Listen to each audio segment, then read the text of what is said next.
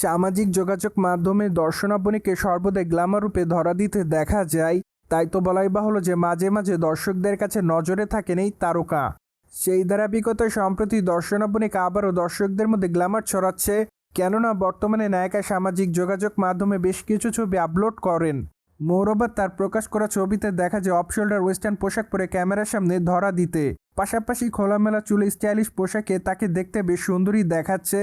তাই তো বলাই বাহুল্য যে বর্তমানে তার রূপের প্রতি নতুন করে কাবু হচ্ছে তার ভক্তরা, যার প্রেক্ষাপটে তার প্রকাশ করা ছবির কমেন্ট বক্সে অনেকে তাকে আগুনের ইমোজি দেয়, পাশাপাশি অনেকে আবার তাকে লাভলি বলে দাবি করেন, অনেকে আবার তাকে প্রিটি গার্ল লিখেছে, কেউ কেউ আবার তাকে হট গার্ল বলে দাবি করেন, পাশাপাশি অনেকে আবার তাকে আগুনের ইমোজি দেয়, সেই সাথে অনেকে আবার তাকে অসাম বলে দাবি করেন। সো যাই হোক, সবকিছু মিলে আপাতত নায়িকা তার ভক্তদের মধ্যে এভাবে আলোচনায়। বাই দ্য ওয়ে, বর্তমানে দর্শনা বণিককে টলিগঞ্জের পাশাপাশি দক্ষিণী চলচ্চিত্রে নিয়মিত অভিনয় করতে দেখা যাচ্ছে, পাশাপাশি অবশ্য বাংলাদেশি নাটকে অভিনয় করতে দেখা গিয়েছে এই তারকাকে।